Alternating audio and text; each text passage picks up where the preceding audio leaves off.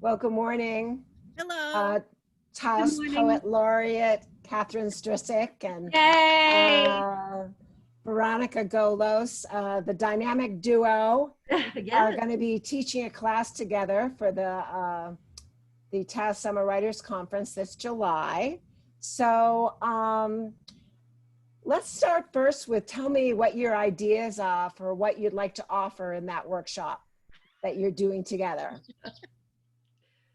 Well, I think as we wrote in our little statement to you, it's called breaking out and Or breakout.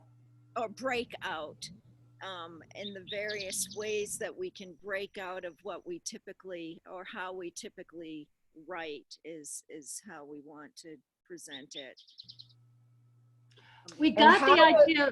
We got the idea because on Zoom you can have you can break it in half. So what we do is like, let's say we have 12 people. Kathy would have 6, I would have 6, and then Kathy and I would switch at the second part. But that all of us write the thing that's easiest for us, Mhm. and I think we want to break through that and Just have have people it. try like really stuff that would open up doors and windows and just a different, because sometimes if you change the form you change the content also. Mm. That happens too. So, what thoughts do the two of you had about how to help the people who are going to sign up for your workshop do that? Well, I think we between the two of us, we always come up with really interesting prompts Okay. and and terrific encouragement to step out of what's excuse me, unfamiliar, or into the unfamiliar from what is familiar. And I think prompts, lines of other poems, other Mm-hmm. poets. I frequently will present a poem in my workshops where we critique it and maybe take a line from that poem, Mm-hmm. or I don't know, something will inspire me. I could be reading a novel and a word could jump out, and Mm-hmm. I think, wow, this would be a terrific prompt for a writing exercise for poetry. Or we can have them listen to the birds in your garden and think about that. I think also what I've been thinking about,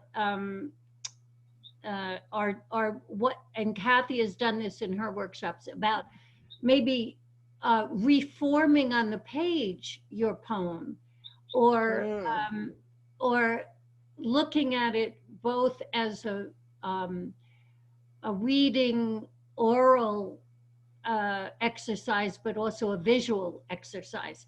And sometimes that can break out um, where you think you're going.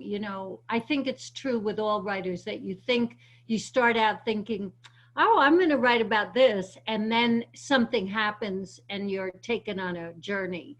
And that's what Mm-hmm. I think Kathy and I are good at together too, that we can take the writers on a journey that Mm-hmm. they haven't explored maybe before. Well, yes, the both of you have been writing for And I so many years. Tell me a bit about that. Veronica, how long have you been writing?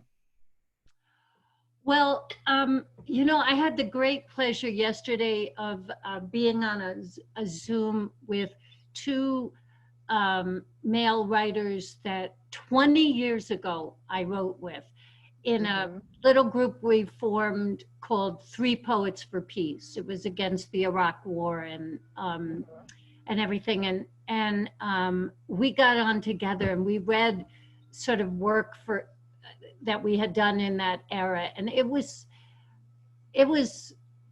phenomenal. It was just so great. um, I've been writing, and I think this is true of so many people, since I was a girl. Um, and they asked me to what was the first poem, and I remember I was in a Rudolf Steiner school, and I wrote a poem about. um, I think it was about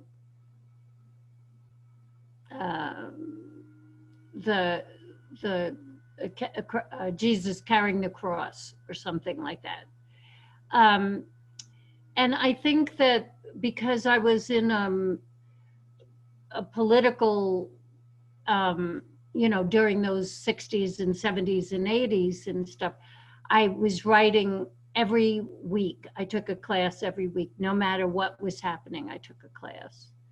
So it's been a long, it's been a long journey. Mm-hmm. How about you, Kathy? Well, the same. I think certainly I've been jotting down and copying lines of poems, I think forever. It's probably since junior high school. But when I moved out here in the early 80s is when I started um, going into uh, writing workshops, and then met poets this way, and started going to conferences and had different people reading my work. And um, so I don't know, I'm going to say the late 80s, really. Mm-hmm. So over 30 years So and more than the that.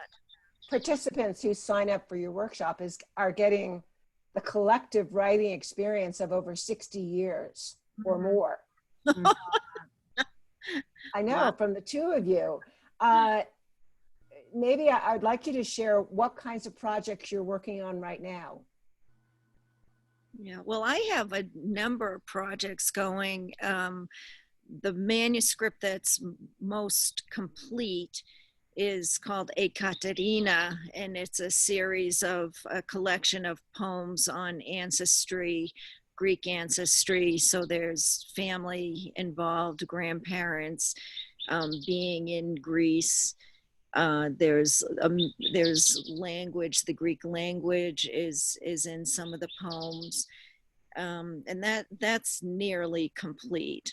And then I have pieces of other um, manuscripts in progress. One is about mental illness, poems of mental illness that also there are essays being written on this also, because of some things in my family.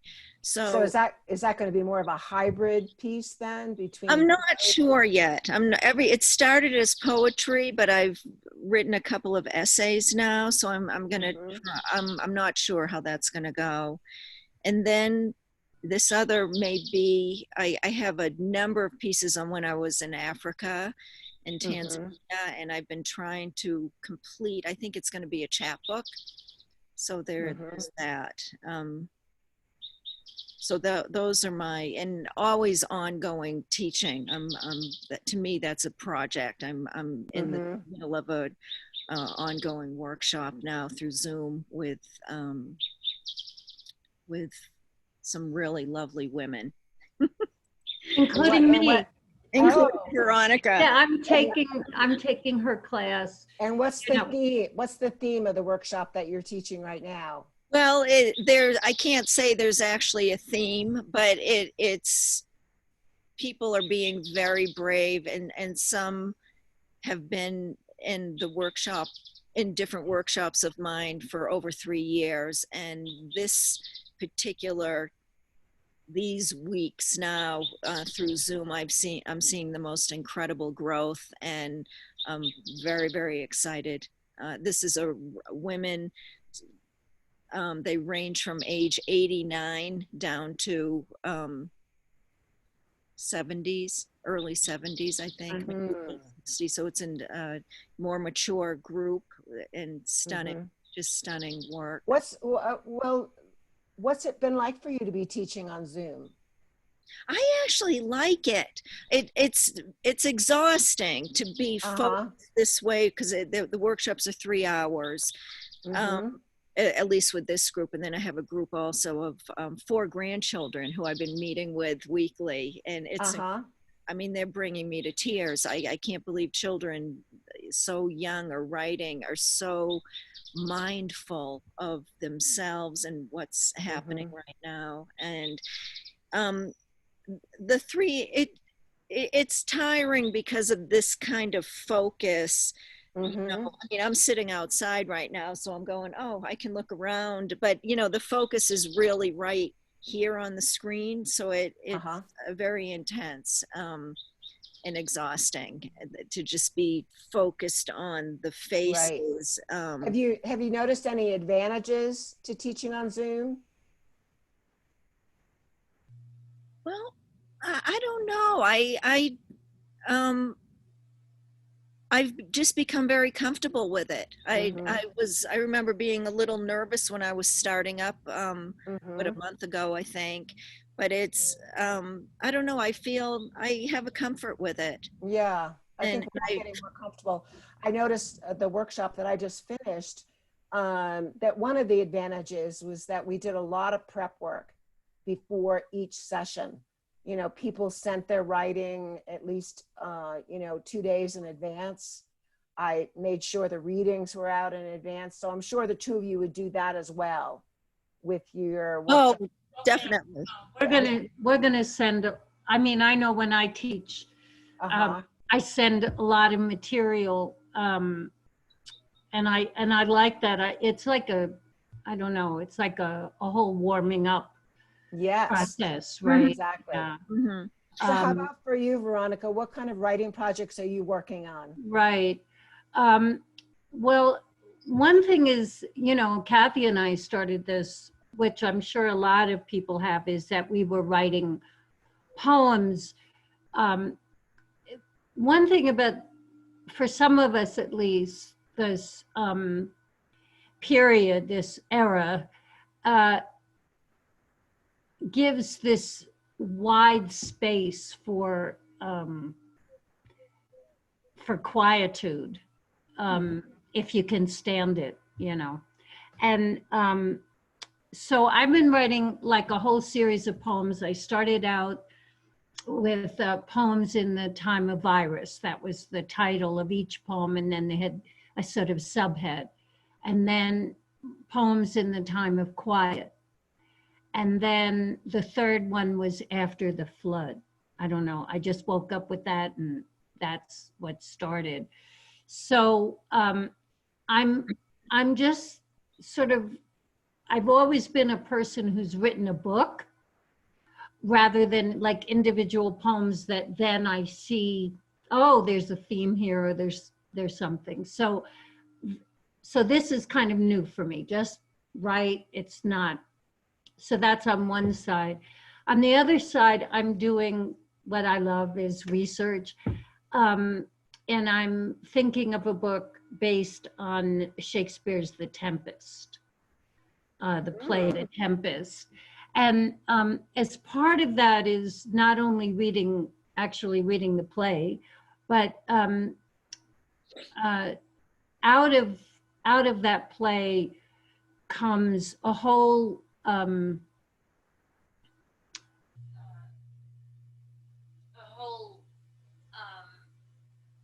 exploration and scholarly study based on what they call post-colonial writings, and how Shakespeare as a whole has been both used, reused, reformulated, re-spoken by people around the world, and what that relationship is. And so it's sort of a combination of like, you know, really studying Shakespeare, studying other writers who have re-transformed that.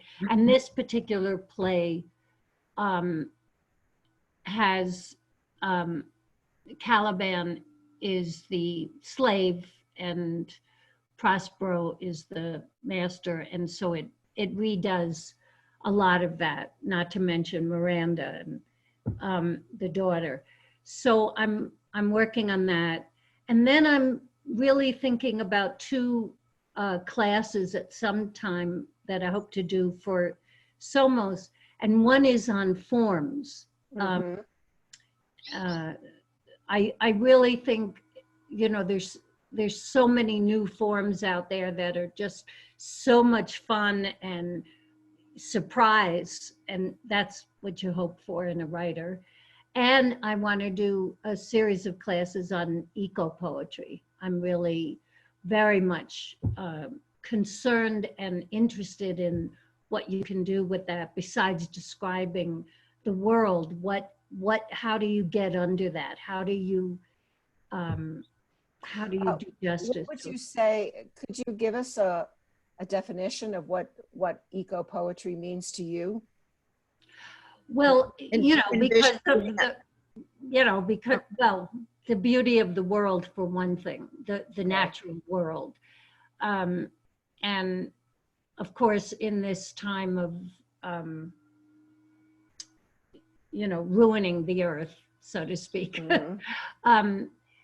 So there are so many poets that are speaking about that, but also about the human relationship to nature, right?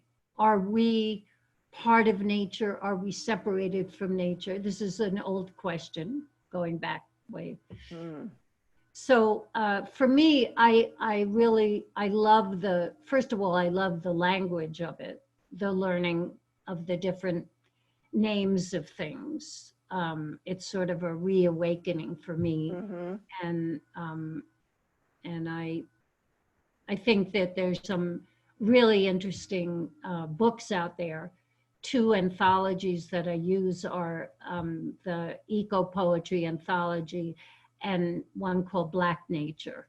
And it's very interesting to see these two anthologies together because of the differences of perspectives. Mm. You were going to add something to that, Kathy. Well, no, I was got a couple things as you're talking about books. I think I have a book also that I could give you that might be inspiring. I have to find it though. Yeah, next year. But it just reminded me, he was somebody from a workshop who put a book out a couple of years ago on kind of the root system of what happens below the surface. I think that could be really Oh, great. yeah, very much so. Yeah, and then, well, I was going to ask you, do you envision being outdoors with writing groups to use nature in a raw way as you're walking, inspiring? Well, before the virus, I had suggested to Jan for this, for the Taos Writers Conference, that I would take a group of writers out to Right, yeah. wild rivers.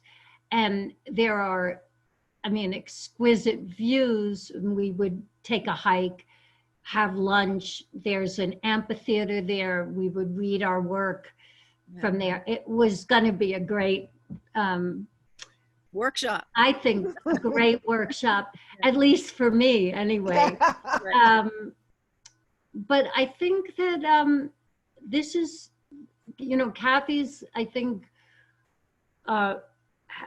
taking Kathy's class has helped me see not only that she's a brilliant teacher, which I knew already, and for me to sort of, you always want to let go of your preconceptions of what you write about, who you are, all of that kind of thing. And this is sort of, for me, like emptying out and filling up in a different way in her class. But it also has, as Kathy said, accustomed me to Zoom. I don't know if I'm as free about it yet, but it is what's happening, and you have a choice of doing it or not doing it. And I have to say, Jan, that it's very wonderful of you to redo the entire I know. Yeah, incredible. Taos Writers Conference. I mean, the entire thing, it was planned, it was set, it was, and now, you know, you can either say we're not having it, or you could say who wants to do it this way. And that's what an executive director does. Yeah. Oh, thank you. And a lover of words. Mm. Let's segue for the last portion, and maybe the two of you can share a little bit about what kind of reading you're doing right now. What's inspiring you to write? The Kathy goes, she's got like a list to die for. Well, I have to say, this is a plug. Veronica and I were the founders and co-editors of Taos Journal of International Poetry, not for from 2011 when we founded it to last year, 2019. We put it out, our last issue together, and then passed this on to Robin Shaver, who has just yesterday put out her first issue, which is issue 12. And so I'm reading that, and it's really interesting. She's kind of reformatted things. It has a cleaner, more, I don't know, I guess this is the times, and she's younger than we are. So it has kind of a slicker look. It's very beautiful. So I'm reading that, the poets that she's, you know, accepted, chosen to put in her first issue. And I'm reading for the second time. Just so people know that Robin and her family, she has 2 kids and a husband, Lee Schraver, are in China. And so under lockdown with 2 kids, a husband, homeschooling, she's put this out, her first issue, and also has Chinese writers. So, you know, she's sort of emphasizing New Mexico and China, and it's really, really, really interesting from that. Yeah, it really is. It's a beautiful issue. You know, we kind of left it. She asked us she wanted some input from us, but we really, you know, in this last 9 months have let it go and just fall into her hands, and she's done an exquisite job. So that's one thing I'm reading. I'm reading or rereading Maximus to Gloucester, Charles Olson's letters to Gloucester, and all those Maximus poems. And I've had this book since I think it was published in the early 90s. And anyway, I recently pulled it off my shelves again. And then who else? I have Jason Schneiderman, Hold Me Tight, a book of poetry that he recently just was published, I don't know, a couple months ago. So I'm reading that. Various poets. I'm always just pulling, and because I'm teaching too, I pull a lot of books off my shelves to for inspiration to share with my students. I've been trying to read the Overstory, the novel, you know, Yes, that one.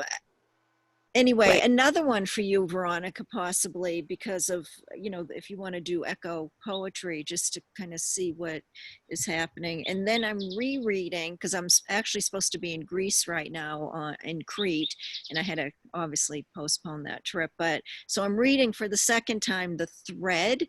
It's a historical novel that takes place in Thessaloniki, where my family is. So I started to read that again when I decided I was going back to Greece. And I love it. It's just a beautiful novel on the history and devastation of what's gone on in Thessaloniki for decades. So anyway, that's kind of, I'm looking at them. I have them here. I have a book. Well, I have God's Spine. It's one of the most recent books that Three Taos Press put out by Mary Muse. She's out of New York.